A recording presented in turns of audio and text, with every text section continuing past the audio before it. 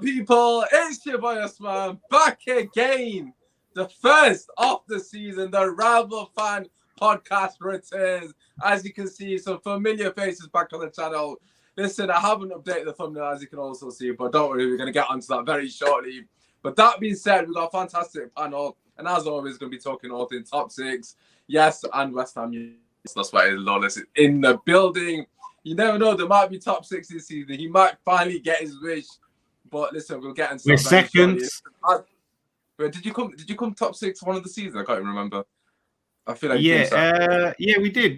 we did come top six 2 seasons ago, but now we're second, so technically we're in the top six right now. My mistake. I hadn't even looked at the table. I think we're in top six. God knows. But listen, as always, slap a like, subscribe to the channel, get your comments in. As you can see from the tweet, fighting updates, as well as all the things Manchester United, obviously Tottenham, West Ham, Liverpool, and of course Arsenal and Spurs bottling it for different reasons. We'll get into that very shortly. But listen, as always, first things first, boys, how are we doing? It's good to be back.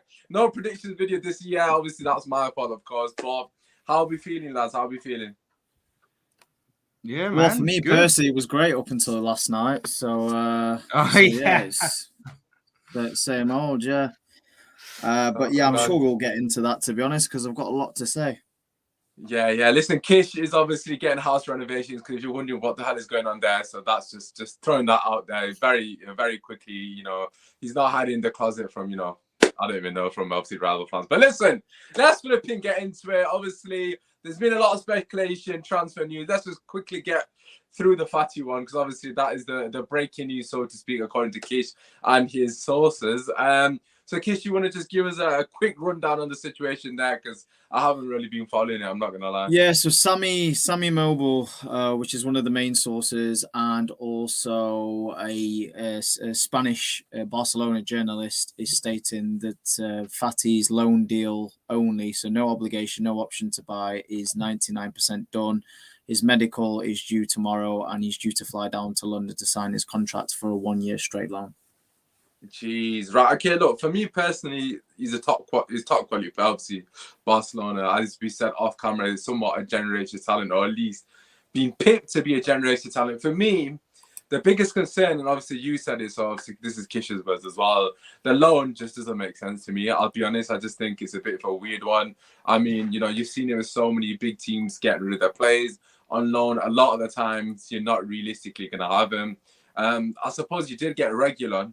Obviously he's been a massive success for you. I'm sure you'd obviously agree with that sentiment. But obviously you did get Reguilon from Real Madrid, and obviously that was a great success. But I don't think the fatty one's going to come through. Lawless, what do you reckon? Do Tottenham Hotspur need a couple of more players in there? Is he the right guy, or do you not care? Because I'll be honest with you, I couldn't give two shits. Can't lie, deep down. Well, we were actually linked with Fatty earlier on in the window. I remember seeing us linked with him a little bit, but I don't think we pursued it too hard. I don't know if he had kept seeing a lot of reports about injury problems and stuff like that he's had in his career. So at the end of the day, they just need some players in that can fit Angie's style and the way he wants to play, because that team's been chopped and changed up under different managers, mostly playing pragmatic football. So yeah, I think they definitely need to try and get a couple more in. Obviously, they had last night proved that their squad depth isn't too great, with the EFL Cup loss. Second round, of course, where the other teams, we come in a bit later, because we're in Europe. Spurs, yeah, I think that showed they desperately need some depth in there. They've let Jed Spence, who I know Kish was a big fan of, go on loan to Leeds. I don't know how you feel about that one, Kish, but yeah, they need the bodies in.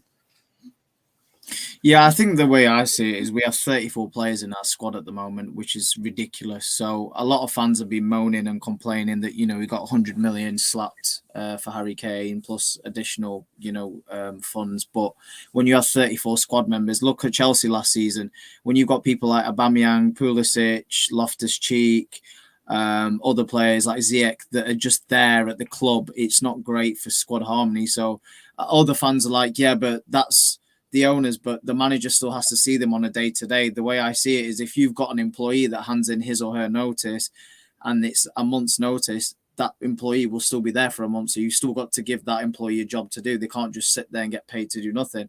So that's on the manager that will have that task. So it's not as easy as that to just buy, because then when you have a 25-man Premier League squad or 27, 28-man squad as a first team, then it creates more issues. So the way I see it in terms of our ownership is either we bin the players or we let them go on cheap.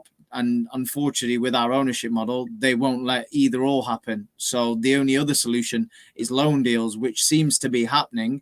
But again, a lot of our players are getting paid a fortune. Someone like Endon Bele, who's on £150,000 a week, he's having moves agreed with teams like Genoa and Galatasaray, but he wants Champions League football. So there's news today from Sky Sports that Inter Milan are in talks. But it's so slow and laboured, and the club have put themselves in this situation. Eric Dyer now doesn't want to leave because he wants to be a free agent at the end of the season because he thinks he'll get better moves at the end of the season being a free transfer.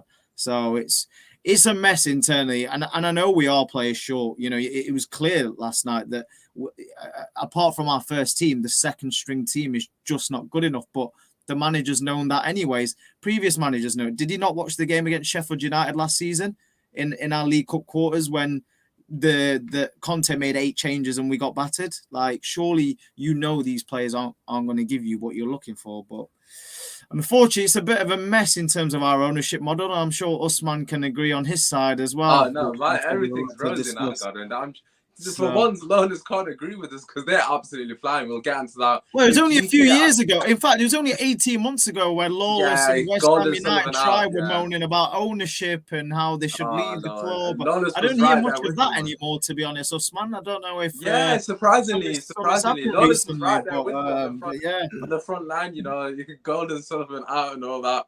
But look, obviously, Gunnar King is going to turn up at some point. God knows if you will, unlike Arsenal, obviously. Or should I say, like Arsenal, bottling it, all that good stuff. But obviously, if he does come up, if he does turn up, then we'll obviously discuss the rights money, who spent it better, that kind of thing. We'll see. But listen, I just want to obviously quickly mention the Tottenham exit. Look, firstly, is there something in the Tottenham contract case? Just, Lawless, just one of you, it says something in the contract that basically says, do not win trophies at all costs. Whatever you do not win trophies. Don't even try.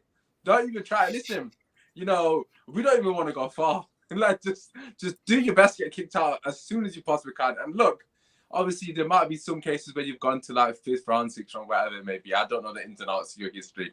But what I will say is, why do your managers, regardless of who it is, literally the last 3 managers, 4 managers, 5 managers, always play a weakened team in the Carabao Cup, like you guys are prime Real Madrid collecting trophies week in, week out? I do not understand it. I'll tell you why.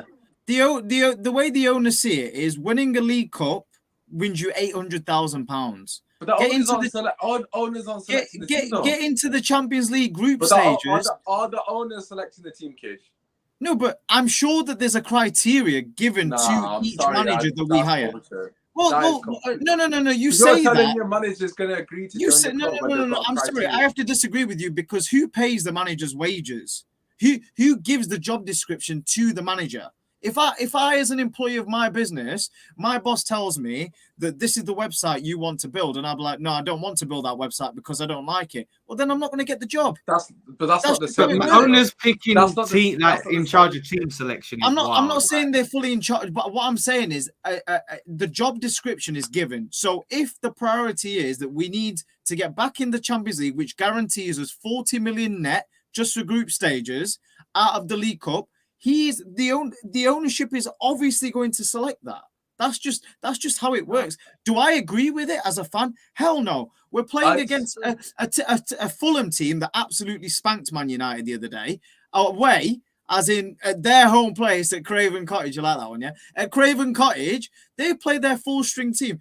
What God's earth do we think we're doing, making 9 changes? Do we think we're Man City or something?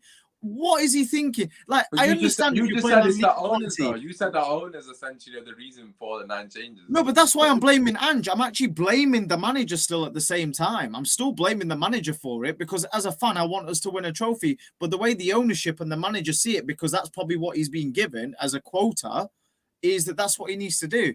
You're playing Prem opposition away from home, not a League One, League Two team, and you make 9 changes.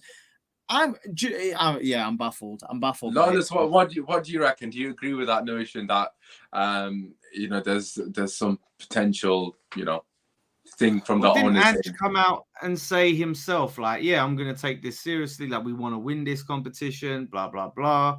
Like, yeah, okay, I can understand if these are your targets, right? We want you to get back into Europe. FA Cup would be great. We're not so fussed about the Carabao, right? Same end of the day, you're there to still win games, and putting out a weakened team like that, I think, does no favors for no one. At the end of the day, you're not in Europe. So you're just playing one game a week in the league. It's not going to kill you to play a stronger team against Fulham. Like, this isn't like Doncaster, who are currently beating Everton right now. This is Fulham, who are in the Premier League, right? We can obviously banter Arsenal, and Fulham are probably going to be in a relegation battle.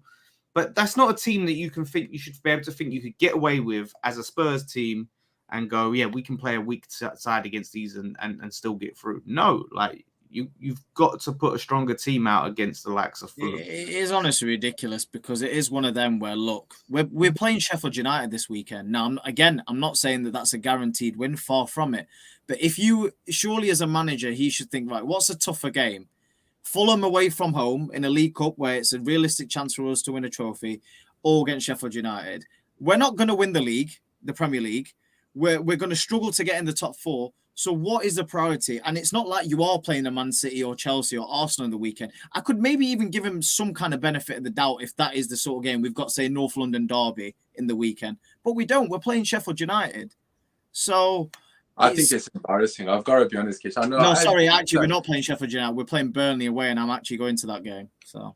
Oh, okay. Check you out. I was thinking I did my FPL team. I don't remember you guys having shit now. But that being said, I just think, look, we're gonna move on from Spurs. But I just want to say this last thing. I think it's absolutely embarrassing from the owners. If that is true, I don't think it is true personally. But it's the second round. I mean, you're out of your most realistic trophy in August. Like, you're essentially playing for top 4, top 6, whatever you want to call it. In August already, the transfer window hasn't even closed, and you're already out of the cup. I think that's completely inexcusable. To be fair to Ange, he's got off to a great start. There's no denying that. Obviously, beat us as well. Fair play to him. You're playing great football. A lot of stuff is going well at Spurs on the pitch at the moment. But for me, this is just complete naivety from the manager. And obviously from the hierarchy, whatever it may be, and also from the players, is absolutely embarrassing. They've got no excuse. I mean, a lot of them are potentially playing for their Spurs' futures, and they just absolutely stunk up the place. So there's a lot of issues there in terms of obviously, your depth, but also, I mean, we could go on and on. Obviously, the Kane money hasn't been spent as well. We could be all night. But listen, let's move on to Newcastle and Liverpool. Obviously, we'll go through them first before we go into some of the other teams, because obviously they're the two more. It was probably the biggest game of the weekend, I would say, probably for me personally anyways, in terms of obviously really judging one of these teams on the back of that performance. I mean, there's a lot to discuss here. Obviously, firstly, huge credit to Liverpool, obviously coming back from the dead, essentially. Should we start with some of the referee decisions, because it's been an absolute shambles? Lola, should we come to you? Obviously, Trent, Van Dijk, one wasn't sent off, one was sent off. What did you make of that situation? Yeah, well, look, I think the Van Dijk one was a sending off. I think he's denied a clear goal scoring opportunity just outside the box. So yeah, Trent obviously got this descent booking. It should have probably been a foul on Trent, maybe. But the thing for me is this new rule that's come in now, where if you ask for a player to get carded, you get a card yourself. You get a yellow if you ask for someone else to get booked. I saw clips of 2 separate occasions where Joe Linton is waving at the ref, book him, and didn't get booked. And now I don't really care about Liverpool if they're feeling hard done by and Joe Linton should have got sent off because he's done it twice. My thing is you've brought in another new rule that you're not going to consistently, adopt, and you're not going to use that, and you're not going to be. It's going to be one of those now. We're going to see some games where players end up getting sent off as a result of asking for yellows, and in some games where no one's even getting so much as a booking. So, yeah, we're just going to see all sorts of inconsistency all over the league. I mean, the number of red cards we're seeing, Records. It's insane. Obviously, we had one against Chelsea. I think most teams have had some sort of sending off, like red card. Obviously, I think Fulham got one against Arsenal. As well, yeah. Yeah, like so. I don't think the one that we got as well. Who was it against? I can't remember. Our last game, completely gone blank. I don't remember who we beat now. Nottingham Forest. That's it. Forest. I don't think that was a red card either, personally. I thought it was very harsh. I mean, he was last man. He did obstruct him. I don't know. It was like a 50-50 one. It was just a bit of a weird one. But, Kish, what do you reckon? Obviously, Liverpool fans quite clearly feeling they're hard done by. Do you feel that the referee got both decisions right, or? I think it's a red card every day of the week for Van Dijk. Yes, I understand in terms of the angle that you look at it. If you look at it from the angle where you're facing him, you're facing Van Dijk, it looks like he's got the ball and then the man. But then when you actually look at it at the angle where it should be, which is on the side and behind, you can actually see that he's actually taken Isak's leg out and then he's got the ball. And being in the position that Isak is in, there's no defender ahead of him bar the goalkeeper. So legally, by the law, whether Liverpool fans like it or not, it's a red card. That's letters of the law. And then to argue the Trent one, the first one, in my opinion, it should have actually been a foul from the opposition. Who was it that pushed him? I can't remember who it was. Was it? No, it wasn't Almiron, was it? It was. Who was it? Gordon. Gordon, yeah, Gordon. Yes, Gordon actually pushes him onto the. Gordon pushes him to the banners, and that's actually that's a foul. If anything, that's a yellow card to Gordon. But then what happens in the second phase is by Trent throwing the ball away and giving them misconduct. All players have been told this season, it happened to James Maddison for us because he swore at the referee, that any kind of misconduct in that way, you will get penalised. You'll get a yellow card. And then the second one is a blatant yellow card. So Liverpool should have had 9 men. They should have had 9 men. Whether people agree or disagree, that's factual information based upon the letters of the law, and that's the game. So they got away with that one in the end. But in terms of the general, I mean, I'm sure we'll get into it, but Newcastle was so wasteful. Yeah, I was about to say, chat to me about Newcastle, because obviously they've been somewhat getting a lot of praise. I mean, look, if Newcastle had Liverpool's attack, they'd be 3-4 up by half-time. I genuinely think they would have been 3-4 off at half-time. Because Almiron, he had that purple patch at the beginning of the last season, but he's just not it. He's not that guy that is going to take them to the final level. And if people wanted to know why didn't any of the very top teams go in for Harvey Barnes? The reason why was what you saw. His decision making is atrocious. I know he scored in his first game for Newcastle, but the moment before that, he also had an opportunity to pass it to Wilson, and he fluffed his lines. And when you're playing against a team like Liverpool, which is the top team in the league, one of the top teams in the league, sorry to interrupt you. You know that game? I can't remember who it was against. Oh, it was against Villa, wasn't it? Yeah, it was. Yeah, he scored. Yeah, he got the exact same assist. That's what I said. That's what I said. So he scored, but he had one to Wilson where he should have passed it, and he didn't. It was exact. And he's done the exact same thing. And that's if you look at it, that's cost him the game. His selfishness has cost him the game, because it would have been an open net for Wilson, 2-0, game's over with, I think it was 20 minutes left after that, and the game's over. It's done and dusted. 3 points in the bag. But that is the difference. And if you give players of quality like Darwin Núñez, like Salah on the ball, you give them this kind of opportunity to make these runs, have that one opportunity, because that's all it takes, one opportunity at the highest level, and you pay for it. And that's what happened. And I'm actually quite shocked, to be honest, that Newcastle, out of all the money that they've spent, that they didn't look at a proper seasoned a seasoned number 9, not a number 9, a seasoned winger, someone who is there and is consistently getting those numbers. And I think that in terms of this season might cost them, if I'm honest. I mean, it's interesting you say that because obviously, like for me personally, I actually thought the Harvey Barnes signing was actually quite a clever signing. It didn't cost a great deal. Premier League proven. He's a great option off the bench. Obviously, you mentioned that Almiron obviously had his purple patch, so to speak. But it's interesting that I haven't upgraded. I'm just trying to think who they could have upgraded off the top of my head. But obviously the players out there. But Lawless, what have you made of Newcastle? Obviously, do you feel like it was more so Newcastle bottled it essentially, or were Liverpool well worthy of that 3 points in the end? No, I mean, I think they absolutely bottled it. Like you said, the chances you're missing against 10-man Liverpool, and Liverpool got to that point where they was like, you know what, there's nothing to lose. We're down to 10 men. We're trailing. Let's put it on them and see what happens. And Newcastle crumbled. So, yeah, I would be really disappointed as a Newcastle fan. Obviously, they've had a tough start of fixtures with Man City mixed up in there as well, and they've lost that game. But, yeah, they haven't really gone out and fully flexed their muscles in the window like people was expecting, and strengthening in all areas. And the Harvey Barnes one, obviously, he's someone West Ham were linked with.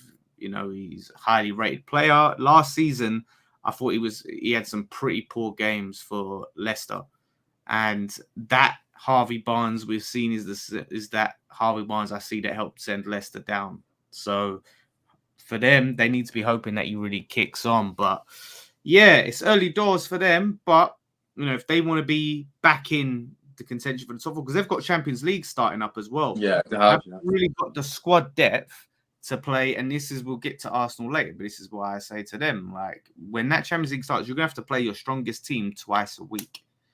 Have you got the depth to do that when you get a couple of injuries that get picked up? And that's going to be where the real question marks come if they get that fatigue from Champions League. So if I were them, they need to try and have a big end to this window. Yeah, no, I completely agree. I've got to be honest, I'm very surprised I haven't gone for, obviously I'm not saying necessarily get a big name, but someone like a Dybala, someone that has that bit of, bit of extra quality in there. Like, I'm not saying get Dybala, but someone with that extra bit of quality where Almiron is.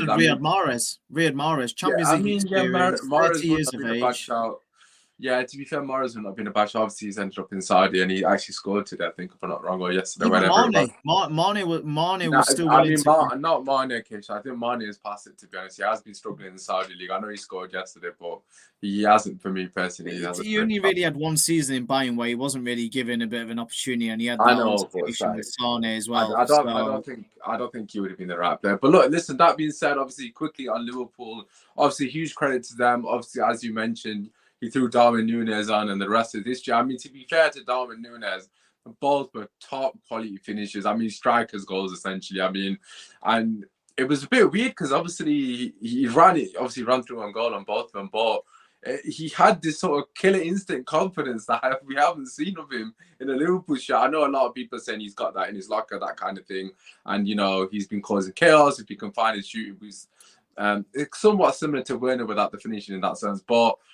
Look, honestly, 2 top quality finishes. I'm surprised he's not started. I've got to be honest.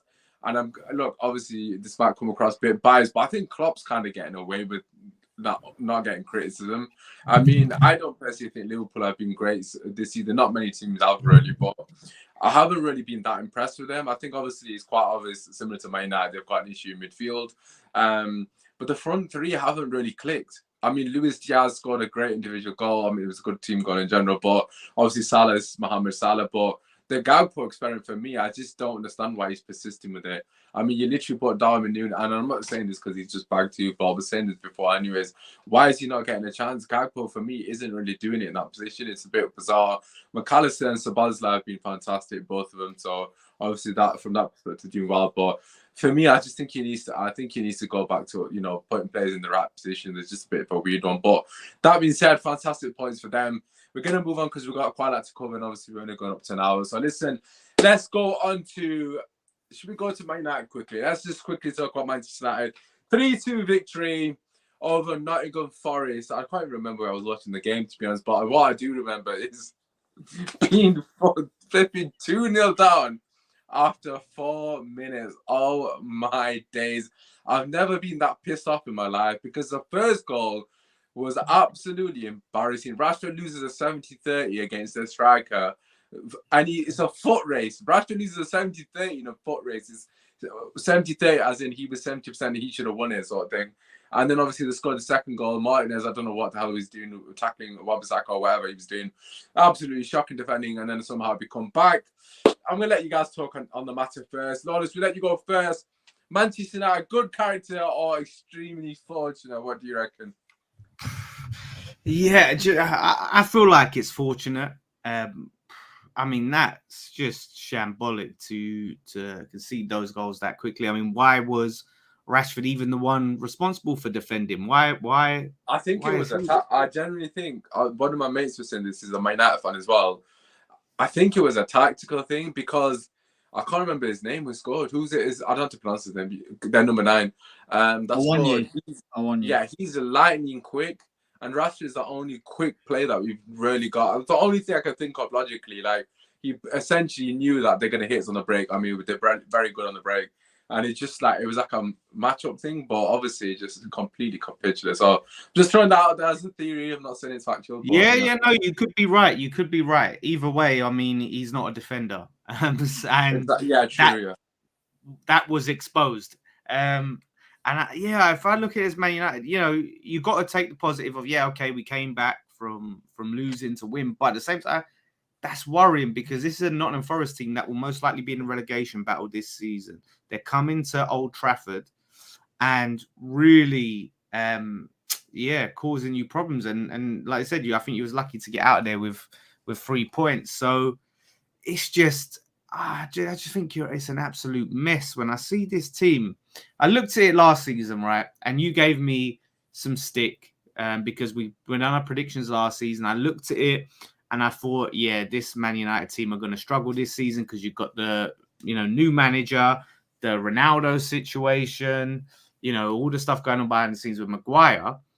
And I really didn't think, he would do as well as he did. And he did good. He over-exceeded expectations. But now in his second season, what he's been given, and he has to take some criticism because I see your tweet and I think you were spot on, when it comes to the players that he's selecting and not really pushing for Amrabat and spending more on worse players is mad. But this end of the day, this is time to really push on and kick on if you're Man United. Go, okay, we've got a guy. He made the best of what he had last season, and we finished second? Was it third? No, third. Third. Arsenal was second. Yeah, you were third. Newcastle. So he finished third. So now imagine second season in, he can have here's the players that you really want to build around. Let's get in some quality and spend. And it hasn't happened. And the selling of players, if you ain't got money like that, right? What we're led to believe, I know the Glazers, but FFP, whatever. Like, why are you bargaining so hard over the likes of McTominay and Maguire, which are surplus to requirements? You're getting offers for 30 million for each player, and you're haggling and turning down, saying you want 45 million for McTominay. No one's paying that. And then you tried to ask for initially 40 million for Maguire. We weren't paying that. And then when it comes to agreeing for 30 million, do you know what? I want to apologize, this man. Anytime I ever debate, argue with you about Maguire, he is just a real. I don't want to go in too hard on him. I just do not like him. I think his attitude is a disgrace. Trying to hold up the club for 12 million just to leave. Yeah, Man United made a mistake for paying him as much as they did wage-wise. That's for sure. Bringing in a guy from Leicester and then just slapping down the big money, and he feels like, right, I want this much paid off, but. You're not going to get into this side. You're not rated. The fans can't stand you. They want to see the back of you. And there's a club offering you a lifeline and you think you're better than us, for one. Then you see how we're starting the season. Then you change your mind, but you still want your big payout. No, I do not want a guy like that at my club. And the fact that he had the captain, we had West Ham fans twerking for him to be our captain. Oh, we ain't got no captains. But you have someone like Zuma who's been doing a great job. Honestly, I think we've dodged a bullet. And you've just got a whole load of dead wood now. at the club that you can't shift. So I don't know what you do if you need to sell in order to bring in quality. It's worrying for Man United this season. I would be really worrying for top 4. Yeah, I mean, yeah, just quickly on the Maguire situation, I tried to tell, man. I mean, you got to factor in everything you just said, and bear in mind, he was our captain as well. So, I mean, if your captain's doing stuff like that, you can only comprehend how loser the dressing room is in terms of mentality. I mean, he's the one leading you out and trying to set example and holding the club to ransom. I mean, in Maguire's defence, it is the club's fault more so than his fault at the end of the day. They shouldn't have offered him that contract. He's entitled to his money, which is what I've been told numerous occasions. But for me, I just think it just stinks. I mean, at the end of the day, just go and play football. You would have been captain of West Ham. They just won a trophy. They're a good team, respectable team in the Premier League. You would have played week in, week out. You would have done very well for you in the system that you deploy.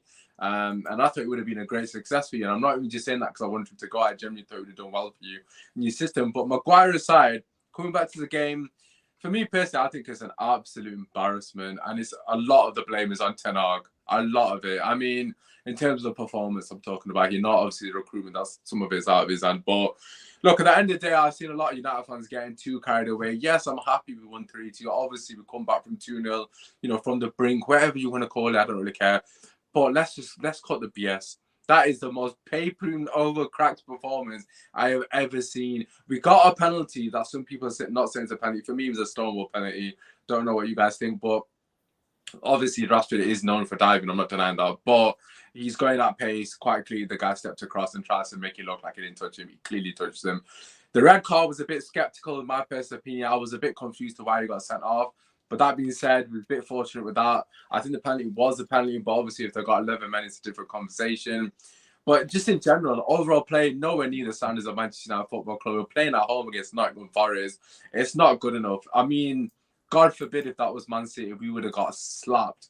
If we're going 2-0 down against Nottingham Forest after 4 minutes, Lord have mercy, we've got Arsenal this week and I'm not confident. I know they've got their issues as well, but for me, personally, going into that game, I'm stressed.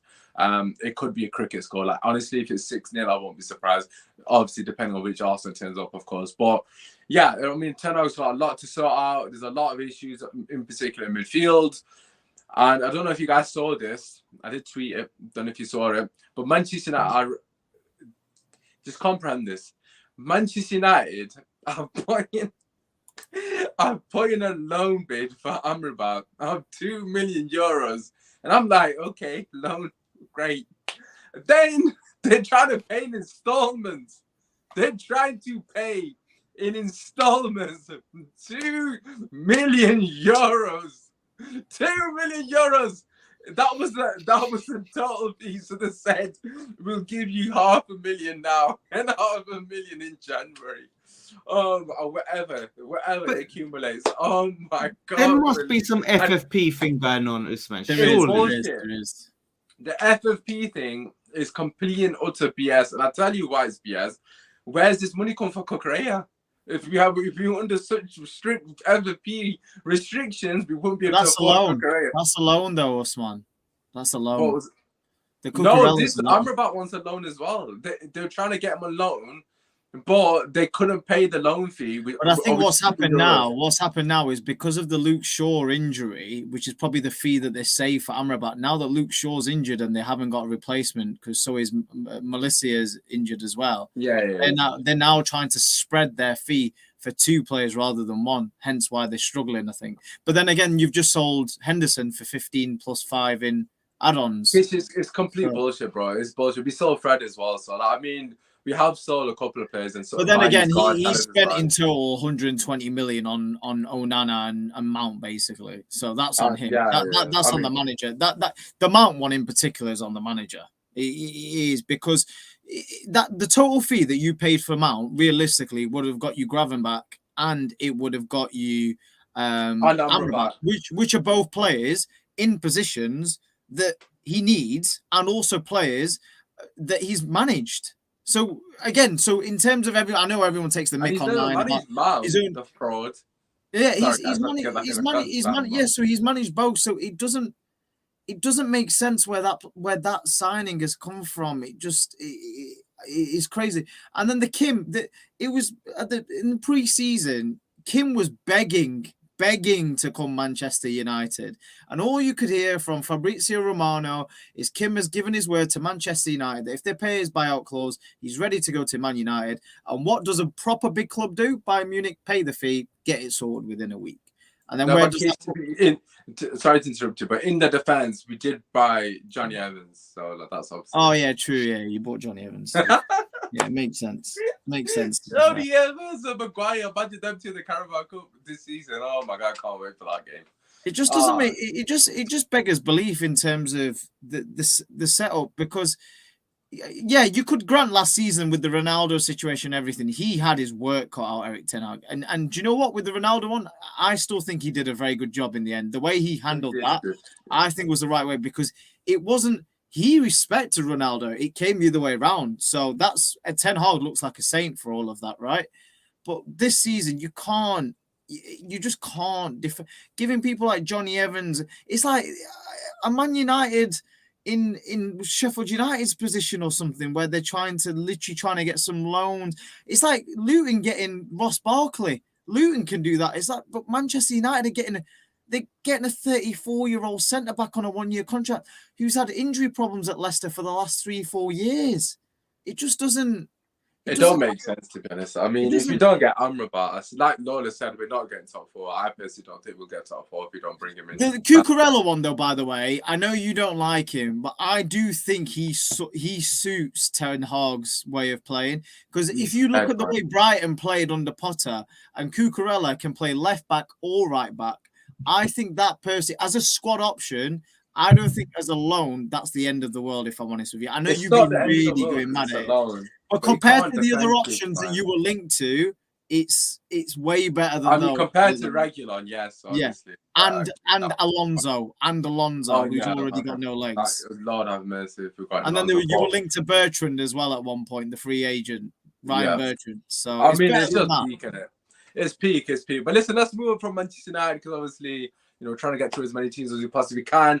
Unlike Manchester United, a team that has been absolutely phenomenal in the window is West Ham United. So, Lawless, obviously, we're kind of talking about transfers here anyways. Obviously, we'll get onto the fantastic performance on the counter as well. I got a question for you. To keep Declan Rice or have this transfer window, what are you saying? I think I have this transfer window, because I look at it and we look better without Rice. We look more balanced, and I just see a more complete team, really, where before it's like everything just had to go through Rice, and Rice was the be all and end all. Now we look better, and the signings that we're bringing in, Kudus, I think, is an exciting one. I think that's going to really solve a lot of our creative issues as well. Him with Paqueta. So, yeah, at the time you're looking at it thinking, we could end up getting worse, because, it's like Spurs, you lose your focal point in your team, and then you think you're going to get worse. But really, we strengthen as a whole. And that's what I said going into it, is the key was just spending that money wisely. So maybe that one position isn't as strong, but then you're strengthening other positions throughout. But I think Alvarez, man, I think he's going to be a quality signing. And from what little I see of him already. Player, man. He's a fantastic player. He is. Quality player. Great on the ball. Honest to God, I genuinely think, I can't actually believe your lot's window. Like, genuinely, it was actually ridiculous. Like, I was on Saeed's channel last night, and I was rattling through some of your signings compared to obviously Mason Mount, not whatever how much he is. The fact that you got Ward-Prowse and Alvarez for cheaper than Mount, or a similar price to Mount, is just outrageous. That is absolutely outrageous. Alvarez is a great footballer. Like, honestly, he's a good DM as well, but he's a great footballer. Honestly, you're going to love that guy, man. He's top quality, man.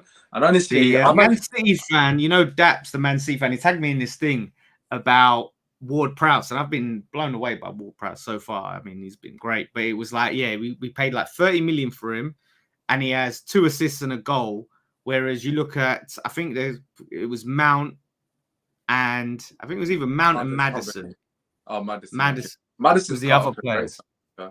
Yeah, no, I know, but it's not even a dig at Maddison, but it was just looking at it like, wow, okay, like, he's going under the radar, and he did go under the radar as a signing. And even I said I wasn't excited by it, but, the numbers he's putting out so far is good, and the performances he's putting in, I really have been like he's exceeded my expectations in terms of what he can do. And him, I think he is great for Antonio, and his ability to pick out those passes, man, I think is great. And set pieces, Bowen, as good as a player as he is, shit on corners, man. So it's been a joy to actually see someone who's good on corners. So yeah, really rate him. I think Mavropanos will be an interesting one. You know, is that the Mavropanos from Arsenal? Am I right in thinking? Yeah. Okay, he wasn't great at Arsenal, to be fair, so it'd be interesting to see if that time away is helped him. But in terms of Rod Prowse, obviously it makes sense. You're very much a set piece team, aren't you, in general? Let's be real. The way you set up, obviously, the physicality, the height, that kind of thing. So obviously having a specialist, it does make sense. But kudos for me and again. We scored, by the way, this is the interesting thing. Last season, because the season before and the season before that, we was like top of the table, up there with Liverpool for set piece goals. Last season, we scored. We was one of the teams with the lowest amount of set piece goals. So we lost like half our goals, you know, where we couldn't score set pieces. So the delivery obviously wasn't good enough now. Yeah, delivery was shocking. Man, the amount of times I had to see where we couldn't beat the first man, or we're overhitting them, or you know, they're just going out for goal kicks, all this nonsense, easily getting headed away. Having someone that can just pick out a player, man, and deliver it. Yeah, so it's going to add goals from that sense to our game. But also, I mean, we haven't scored a set piece goal. No, we did. Aguerd scored one, but we've scored like 7 goals in 3 games, right? And most of them are from open play. So where we were struggling to score goals last season, now we're banging them in the back of the net. You know, scoring 7, conceding 3. That's not too bad. Yeah, I mean, it's been a massive improvement in that department. But listen, Kish, obviously the elephant in the room, obviously, you know, there's been a lot of speculation regarding his future, David Moyes. Do you think he deserves a lot of credit for taking West Ham to the peak? Obviously, I'm sure Lourdes has got a lot to say on this matter. He's now Moyes in, of course. Kish, what do you reckon in terms of the way Moyes has got him set up? Do you think certain people have been a bit too harsh on him? I think the one thing about Lourdes that I've noticed over the last few years, I've got to know him, is he's a very reserved fan, in a sense of he likes judging very, very quickly with players and managers, where one week they'll be fantastic for him and then the other week it'll just be absolute shambles. And I've noticed that as well from his Twitter, and he does create a lot of fireworks on his following. That's for sure. Look, at the end of the day, he's the manager. He's the manager that's been the main reason why, firstly, they were almost in relegation and he kept them up, got the job back, has got them to their highest place finishes in their Premier League history, and has also won them their first European trophy and their first trophy in 50 years. So that equals, for me, in modern day era, their greatest manager. In modern day era, it has to be. You can't, regardless of what Lawless will say, I'm giving factual information right now. And with regards to the team, there's no way that he would have been backed to the extent that he has been backed clearly in the transfer window, unless the board and the team knew that he was going to stay for a longer term. Because there's no way you sign, because a lot of these players are his type of signings. They're not like any different. Like, you could maybe argue Kudus, but David Moyes has been involved with these kind of players that have been signed, aka Ben Rama. When Ben Rama was signed, everyone would be like, yeah, he wouldn't suit Moisey ball. And to be fair, there's still suggestions around that because he doesn't seem to be favoured, although Ben Rama is a great squad option to have for West Ham now and going forward. But yeah, I mean, look, if you're a West Ham fan right now, there's nothing really to complain about. In my opinion, if you're talking about the likes of Chelsea and other teams challenging for top 4 or maybe top 5 this season, because they're saying the 5th place team, they might also, the way the seedings work, a Champions League place might be on offer. There's no reason why West Ham shouldn't be looking around that top 5, top 6, rather than where they were at the end of last year. Yeah, I mean, you have to. If you look at the squad, to be fair, they're really lacking, in a sense, is a fullback that can play in Cresswell's position, someone there, and maybe another alternative option to Antonio, which apparently they are looking for. You know, they are actively looking towards getting another option. So if you get those two there, then there's not really a weak link in terms of a first 11 within their squad. So why shouldn't they be looking for the top 5, top 6? Yeah, I mean, to be fair to Chelsea Lawless, I understand his reservations, to be honest, but I think everything you said is completely spot on in terms of point of respect on Moyes' name. I mean, that trophy for me, as Sammy said, he deserves a statue off the back of that trophy. I don't care if that sounds absolutely ridiculous. And you can shake your head at all you want. Bro, Our FA Cup winning managers don't have a statue. There needs to be the David Moyes stand. The David Moyes stand. Yeah. The David Moyes stand. Jason Dambo in tears on that watching, like, all right, don't ever forget that. That was even I felt that. I was so happy for you, genuinely. What a moment Sir, it should be Sir David Moyes. He should have been knighted after that. I'm really disappointed he hasn't been. But that being said, Lawless, obviously you look extremely difficult to play against. Obviously, great win on the weekend again. Actually, phenomenal win, really. It's just, you outplayed Brighton, obviously less possession, but tactically it was spot on, really. Let's be real. What have you made of it so far? Obviously, it's only 3 games, but in general, can you get behind this philosophy, this style of play? It's very pragmatic, to be honest. But, what are your thoughts at the moment?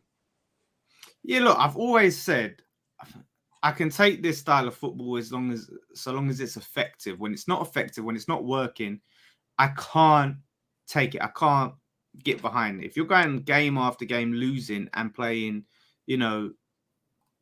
crap football, defensive football, whatever you want to call it, it's just not acceptable, because at the end of the day, football is entertainment, right? So if you're not going to give me results week in, week out, I need to at least be entertained. You need to give me something. Losing while playing shit is just unforgivable. I just can't do it. And that's why I was Moyes out last season, because, he was given a lot of money last season, like 200 mil. And we would just go in there, not going to get teams, not scoring goals, and just getting beat week in, week out. Was in a relegation battle, just playing awful.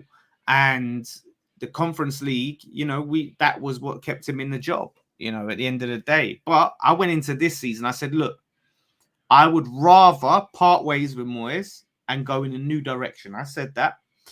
But if we're keeping him, I'll give him a chance. I'll see how the first 10 games unfold. I'm giving him a chance. Now, the Moyes in tweet, I did not think we was going to beat Brighton. I said, if we beat, on a couple of shows, if we beat Brighton, I'll tweet Moyes in.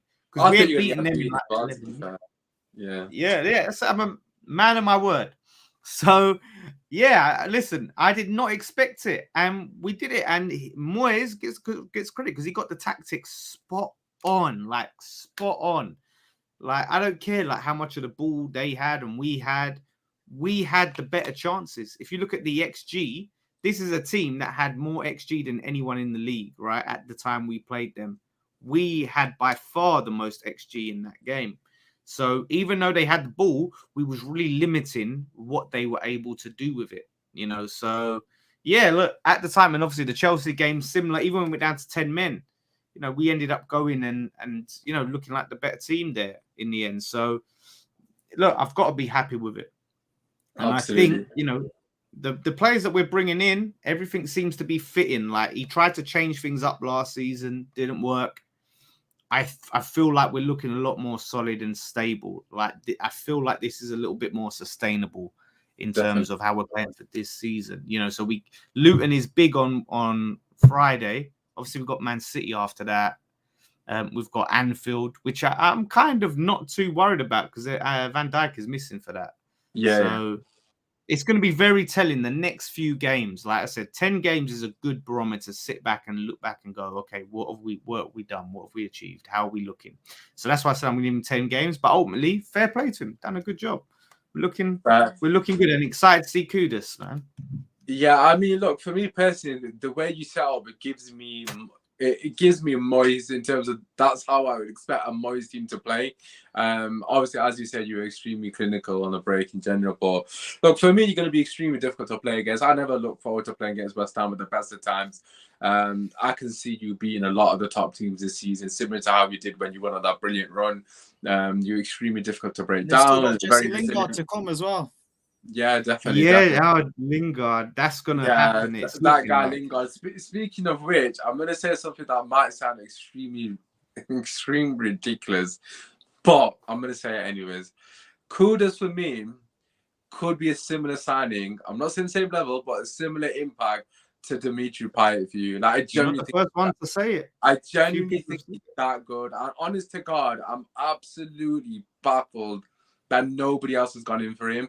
And you have got an absolute steal. Absolute steal. Like, he is sensationally good. Like, technically, he's brilliant. Obviously, he could flop. Obviously, we don't know how he's going to deal with the physicality, yada, yada, yada. Of course, time will tell. But in terms of that ability to win the game on his own, that match winner, unbelievable tech. Like, he's got goals from all angles. I mean, for me personally, I think that could be signing of the season. Like, generally could be signing of the season. That's how good I think he is. I mean, especially the way you're going to play when he's going to be in a lot of space on the counter attack. He's going to be running into space. Bro, he's going to be dangerous for you. Honestly, I'm really excited to actually watch it. Obviously, you've got Paqueta behind him as well. Obviously, Alvarez, who's great at passing the ball through the lines. I mean, your midfield is generally better than ours, and I'm not trying to say that as a disrespect, but I generally like your midfield. The balance is looking great. Obviously, Ward-Prowse is there for a bit of depth as well. So, for me, West Ham, I think Moyes is doing a fantastic job. It's exciting times. If I was you, I'd be excited. Obviously, we know things can turn within a blink of an eye. But even if he was to get sacked, hypothetically speaking, if a new manager walks in, I think this team is brilliant for a new manager to walk into. You got so much talent within that team. So regardless of what happens with Moyes, I think you're going to be fine. Even if a new manager comes in tomorrow, I don't necessarily think these players are directly Moyes players. Alvarez, Paqueta, Kudus could play under any manager. They're brilliant, brilliant players. So yeah, honestly, I think West Ham have done probably the best business this window. I think bar Man City, really, you could probably put Man City in that conversation. But by the way, I've got some breaking news. Breaking news. Ansu Fati is close to going to Brighton.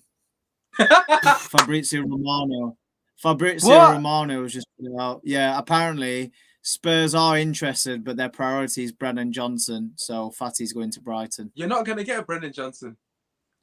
Apparently that's happening for they 50 rejected million. 40 million off someone the other day. I can't remember who it was for. Yeah, where they want Davinson Sanchez. Forest want Davinson Sanchez. So wow, they're trying to get relegated this year. Fair play to them. Wow. I mean, to be honest, Ansu Fati, for his career, and again, not just with Spurs, Brighton would be a fantastic move for him. Just go and enjoy your football, basically, and express yourself. I think he'll do great there. But it's a bit of a weird one. Yeah, it's a bit of a weird one. But listen, we're going to finish on the other club in North London because we haven't mentioned them, and obviously we're going to wrap it up after that. If you're watching this on repeat, please do slap a like on the video, and of course, subscribe to the channel. All our socials are currently on the screen, so make sure you obviously show love. I think Daniel's just put in the chat now as well. Matoma to see. Someone just put Matoma to City in one of my WhatsApp groups. That can't be right, surely. At least we've still got Martial and Anthony. Yeah, absolutely unreal. I love Cass. Oh, dear Lord, have mercy on Man United. We're in absolute shambles. But listen, we're not talking about Man United. Let's talk about another team that's in shambles. Arsenal Football Club. Oh, God, I tweeted it. And I'll say it again. How have Arsenal bottled it against 10 men at home? That is absolutely inexcusable. You conceded from a set piece. Arteta's obviously trying to be Pep Guardiola too much. He's tinkering when there's no tinkering needed. Obviously, they're playing Man United next, so they're probably going to slap us arm and have egg on my face, but it is what it is. But that being said, for me, it's on Arteta. I've seen a lot of different opinions on the Arsenal fan base, but to shoehorn Havertz into a scenario where Partey, Declan Rice, and Odegaard's a great midfield, Ben White right back.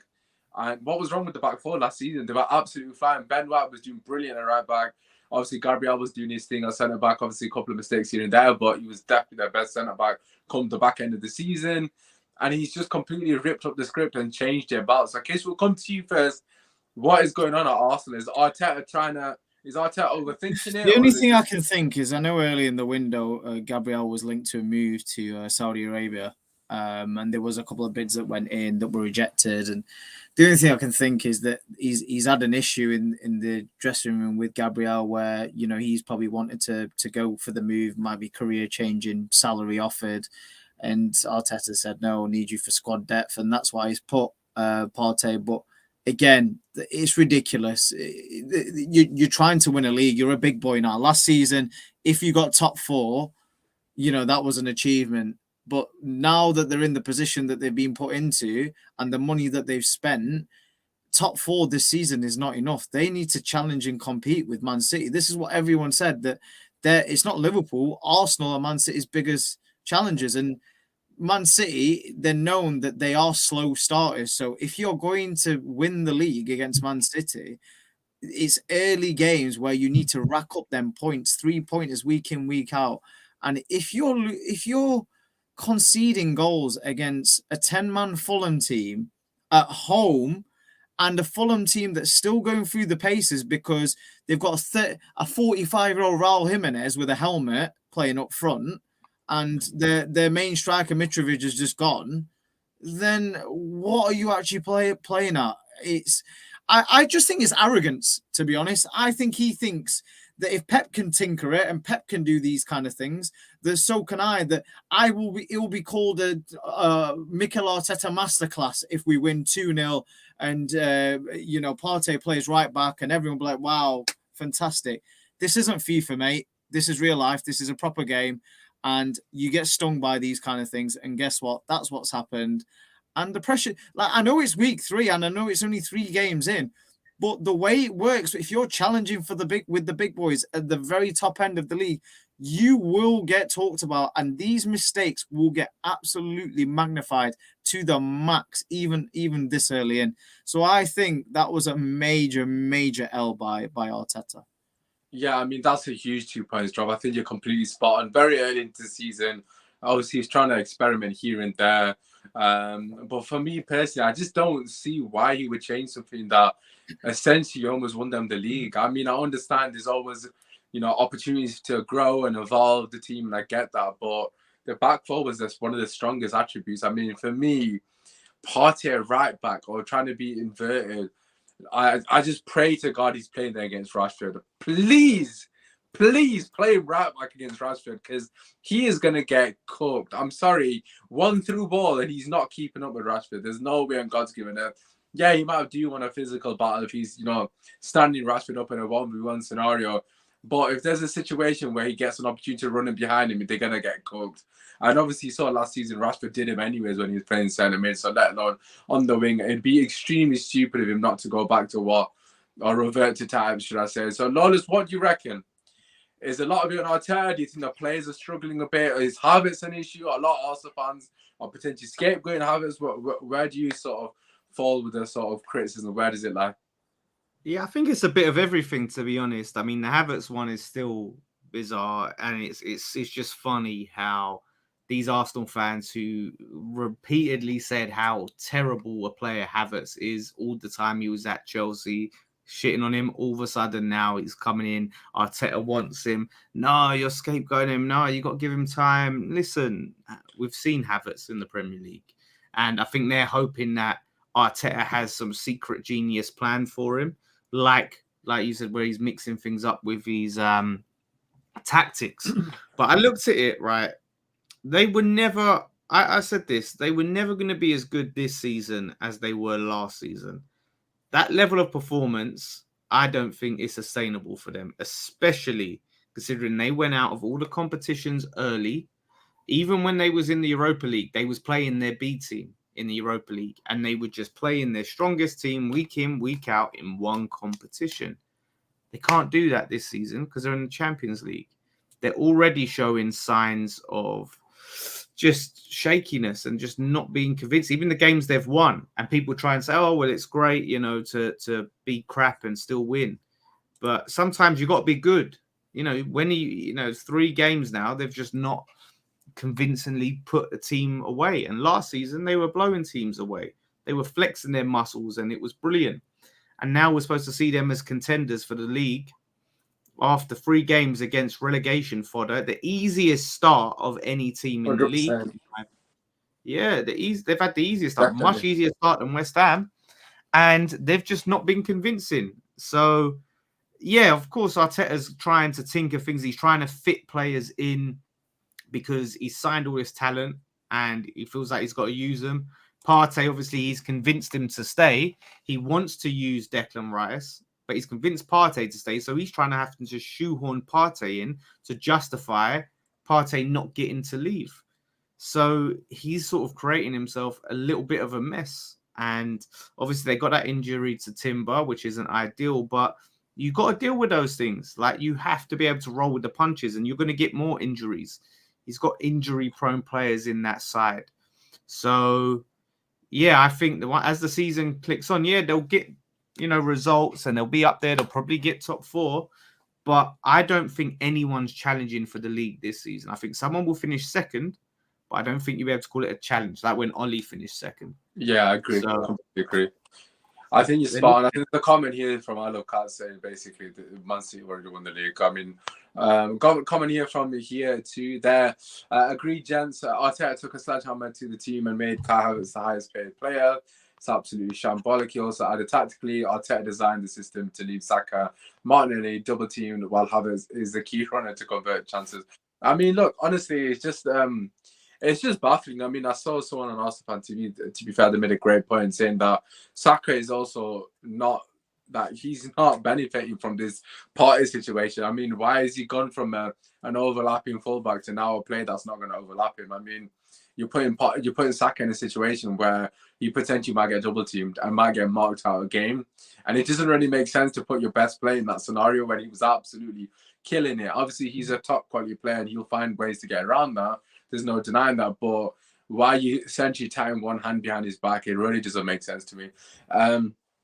But in general, obviously, regarding the situation with Arteta, look, it's 3 games in, he's experimented. I would assume that after that experiment, the 3 games, he can't do that against Man United. There's no way in God's given earth. If he plays Havertz against Man United centre mid and Partey on the right back, honest to God, we might actually beat them. Like, that's how bad that setup is. There was never going to be a scenario that Havertz can play centre mid. He's just not a centre mid. He doesn't have the defensive know-how to play in that role. You have to have a lot of discipline. Pass range. He doesn't have the pass range. It's not even about the pass range. You've got to remember he's replacing Xhaka. If you compare them from player to player, they're complete polar opposites. One of them's only got, a mind to go forward, obviously. And Xhaka's frailties in Arsenal shirt was when he lacked discipline. The reason he was successful was when he started to bring discipline into his game. Obviously, you saw him go forward and get the odd goal as well, and he benefited from that. But Havertz just has no ability to play in that position. I mean, he's not particularly great on the ball, as you mentioned. He's not going to press. He's not really going to close down players. He's not going to get physical. I know Arsenal fans are talking about his duels won, but for me personally, if you put Partey Rice there, they're solid. And Odegaard can go and do his thing, and the front guys can do their thing and just completely enjoy it. Obviously, Rice can play a box-to-box, which I think he might prefer. I'm sure Lawless would know more about that. So, yeah, it really doesn't make sense to me. I'm hoping it continues for a long time. I haven't been impressed with them at all prior to this draw. I thought in the first game they were good, but obviously conceded late, and then they essentially held on in that game. And the exact same in the second game, it's the same scenario. Obviously, another came back, but that being said, they just held on again against lesser opposition. So for me, it's not been a good start for Arsenal, but we are going to wrap up the podcast there just a bit over an hour. Obviously, there are a couple of games coming this weekend that are going to be massive. We will be back sometime next week. Obviously, I will tweet that out. If you haven't already, please do slap a like on the video. And, of course, subscribe to the channel. Before we go, Lawless, let the people know where they can find you, bro. Yeah, at the Lawless, you can find me on Twitter, West Ham Fan TV. We're going to be doing a watch along for the Luton game on Friday. So come and join me and Jace. Maybe down when we're going to hopefully see another win that takes us top of the league. That's it. Title race is on. You're doing better than us at the moment. But Kiss, where can the people find you? Yeah, I forgot. We were actually top of the league for 2 hours, which is the most in our history. So, yeah, that was fun times while it lasted, to be fair. Yeah, you can follow me on all the socials at Keishan below. But most importantly, please like, subscribe, all the good stuff to Usman Talks United and at the Lawless. Yes. You love to see it. Obviously, as I said, my socials are on the screen. What's My Talks United, Twitter, TikTok, Instagram, yada, yada, yada. Obviously, subscribe to the channel.